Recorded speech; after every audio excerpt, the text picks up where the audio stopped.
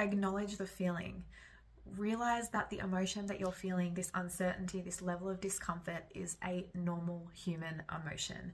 The more that you sit with that and accept that and recognize that that is part of the human body, and we need to experience these feelings of discomfort to be able to even appreciate when we are feeling in a state of comfort, we need to go through these and we need to acknowledge that. Accepting that and recognizing that can reduce the emotional intensity of what you're feeling and what you're going through.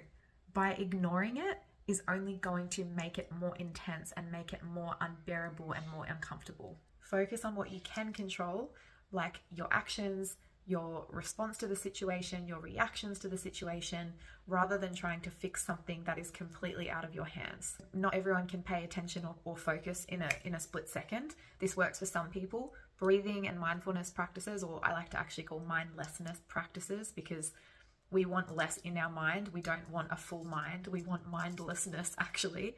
So using breathing techniques, breathing exercises, grounding yourself. If you're someone who can't pay attention to a guided meditation or a breathing practice, just go jump in the shower and turn it on to freezing cold, and you will lose everything in your brain. I promise you. Just jump in the shower, shock your body, shock your system, and it will be mindless. So choose the meditation or choose the freezing cold shower.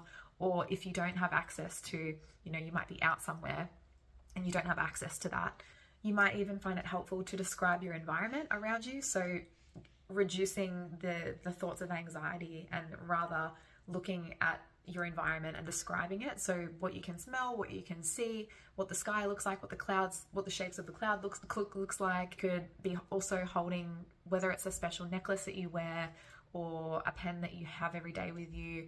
I do suggest actually having something with you to reduce that feeling of anxiety. I personally have am always wearing some kind of necklace, which has a meaning to me. So it is a part of me and makes me feel safe in certain instances when I'm feeling a little bit anxious about something or nervous about something, and I have that with me.